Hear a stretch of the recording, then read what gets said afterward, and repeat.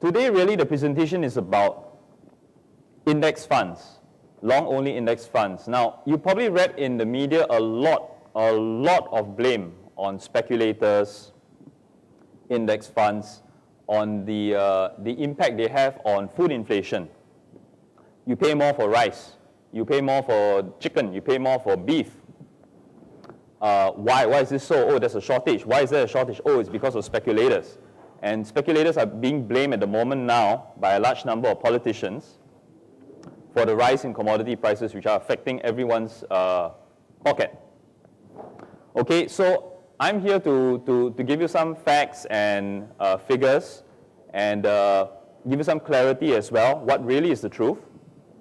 And feel free to make your own conclusions, all right? And I think at the end of the presentation, you will conclude that speculators have a very important role in markets today. They've always had a very important role in markets since time immemorial. And getting rid of speculators is probably the wrong thing to do. But I'll leave it to your own discretion. Okay, so I won't go through the outline, but basically we'll talk on a few factors involving prices and why prices are where they are today. And then we'll look a little bit about some data we have that we pulled out on index funds. I think that will be of interest to everyone. And then we'll summarize, we'll look at, we'll talk a little bit about what index funds trade off, what's their thinking, and we'll sum it up then. Okay, the next three slides we'll basically talk about corn, soya, and wheat, all right? The next three slides basically show a 2.5-year price graph, okay, of these commodities and what has happened during the time frame. Now, of course, almost all of you are probably familiar with what happened over the last 2 years, why prices have moved up, what are the fundamental factors. But it's good to take a step back and look at them in perspective, that not every 50-cent move in soybeans is, oh, that's a speculator buying the soybean contract, or every 50-cent move that the soy contract goes down, oh, that's a speculator selling. Okay, so let's look at it in perspective. For corn, over the last 2.5 years, you'll notice that from mid-2006, corn prices were still low at slightly more than $2 a bushel. And since then, they've risen all the way to close to $8 a bushel, and thereafter they have dropped back down to about $5. These charts were prepared when we presented to the CFTC and to the panel in Washington, D.C. on speculators. So forgive me, the slides are a little old, but nevertheless, the concept is still the same. Okay? In 2006, there was an increase in renewable fuel mandates in the U.S., and that led to a struggle for acreage, and that pushed up prices from $2 to $4 in corn. There's a struggle between soya and corn all the time. And in this case, because of the renewable fuels mandate put in place, the market moved, prices moved to a level which would allow more corn to be produced for ethanol. And as a result, corn rallied to $4. And you notice that during this period of time, in that slightly less than 1 year time period, prices were actually stable. They neither went up or neither went down, purely because of the fact that enough acreage moved to corn. Okay, in fact, it was a record planted crop since 1946, and 93 million acres were planted. Thereafter, the global balance started to tighten up again. I think a lot of people did not realize how much corn is being used for ethanol, and then prices took off again, one more time. And as we all know, weather played a part in the recent spike, flooding in the Midwest, resulting in prices going up. And then where they are today is because we have almost near ideal weather, near perfect weather. So good reasons why the corn price moved the way it did. Similar reasons for wheat. Again, we had two key droughts in Australia. 06 and 07, very unusual. Okay, I don't think I could be wrong, but I think it's a very rare event in Australian history for two droughts to come back to back, and two severe droughts, to put it. The crop was practically cut in half in both cases.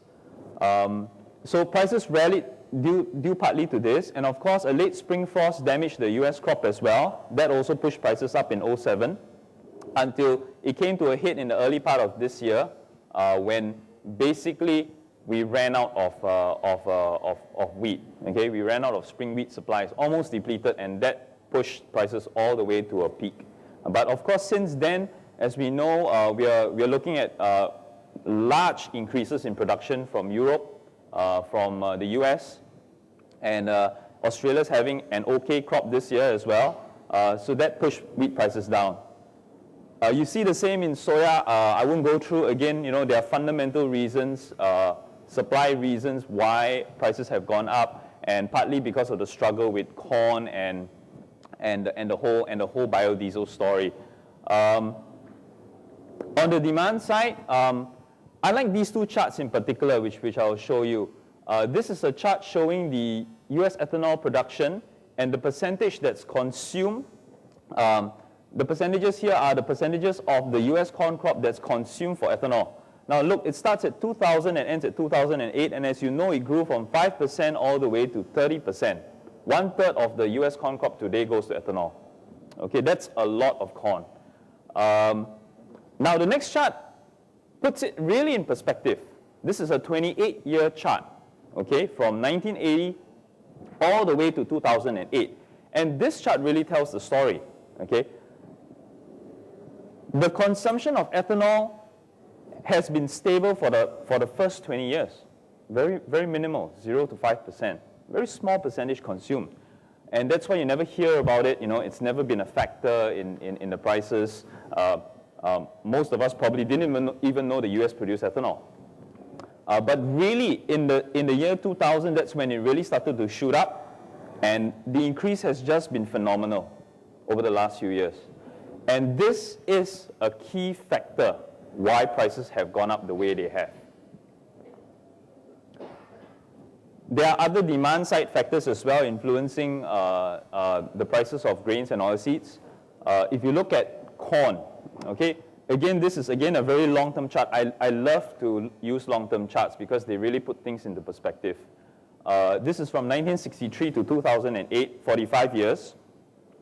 This shows China's corn imports and exports, okay? And you can see from the chart here that China was, you know, importer, until around the mid-80s when it started to really export corn, reaching a peak of 15 million tons in the early part of this decade. And then since then, it's dropped off significantly, and today, China practically doesn't export any corn. I was traveling in China a couple of months back, and I visited most of the corn exporters in the past. And I was having a conversation with them. And a very interesting topic popped up, and you know, I asked them, I said, hey, so what's your outlook on corn exports? So most of them said, well, you know, I mean, we're probably more or less self-sufficient at the moment now. We don't really foresee corn to be exported. But more importantly, a couple of them mentioned to me that instead of exporting, they're really setting up logistic systems to be ready for corn imports. Okay? They said maybe not this year, maybe not next year, but it will come. Okay, so that's a big factor in the run-up in price of corn. Soybeans tell the same story. This chart shows the domestic usage of soybeans in China, domestic and imported. China has always been using about 10 million tons for many years in the past, and then it really started to pick up in about 93, 94, and today it uses about close to 50 million tons of soybeans a year.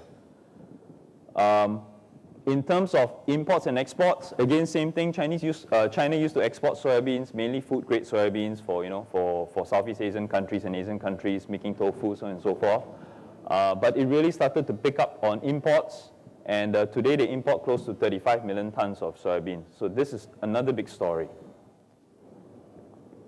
So really, these supply and demand factors come together to create what we have today. Low stocks-to-use ratios, low global stocks-to-use ratios. Now, a lot of my fellow speakers and colleagues have already gone through this.